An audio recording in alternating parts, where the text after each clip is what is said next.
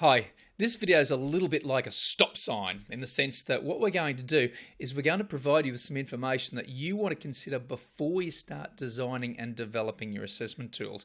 And we're going to cover 5 considerations, just like a stop sign, I suppose. And these 5 considerations are things you should think about before you start designing and developing your assessment tools. The first one involves the big lion, and it's about the context and conditions of assessment. So before you start just diving in and developing assessment instruments and getting your tools together, you want to just pause and think a little bit. What's the context and conditions of assessment here? In this case, for example, with what we've got on the slide, we're training cats. Now, if I came to you and said, we're going to produce some assessment tools for training cats, you might think, okay, my little fluff ball at home, how am I going to train that little critter? How would I assess that?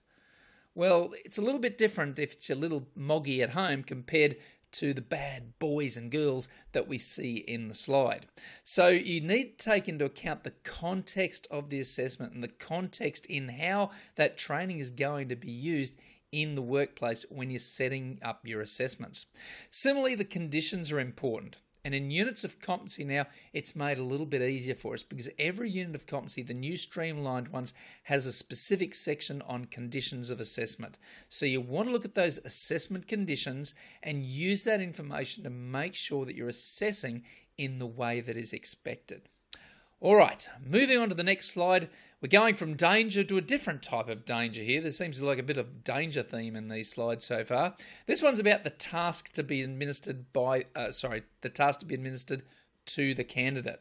So when we're getting ready to assess somebody, we need to think about the specific task. We need to break it down into steps that make sense in terms of the way we conduct the assessment.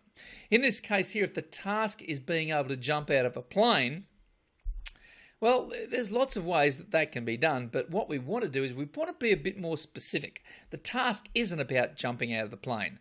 The task is about jumping out of a plane wearing a parachute, okay, and in a way that is safe.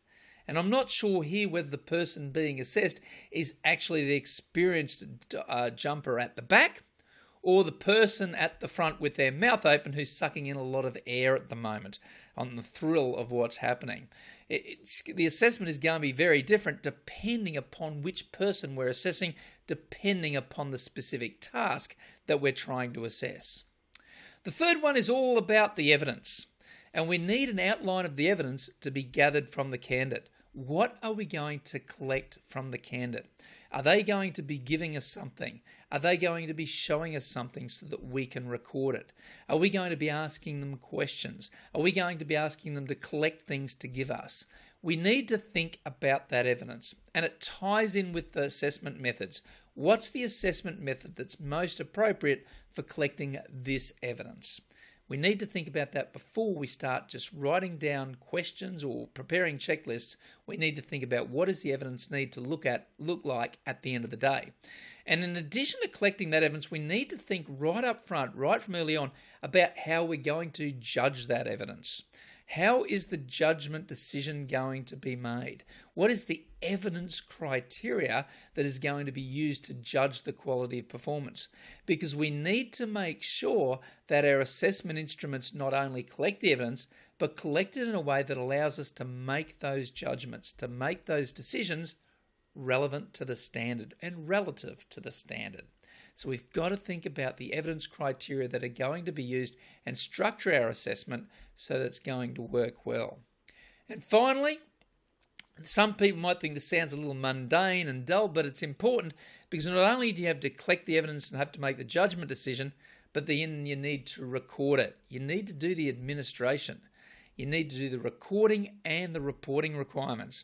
So you need to structure your assessment instruments and your tools so it satisfies whatever the requirements are of your organisation. So it's got all the checks and balances, so it's got all the relevant box, so that it's sitting there in a way that's easily administered, recorded and reported.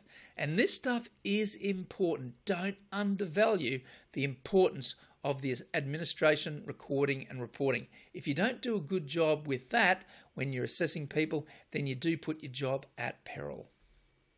The 5 design considerations in hindsight, wrap up the context of conditions, the tasks to be carried out, the evidence to be collected, the judging, the quality of performance, and recording and reporting the data. Make sure you get those 5 things right. Think about them before you just start writing down questions or putting together a checklist.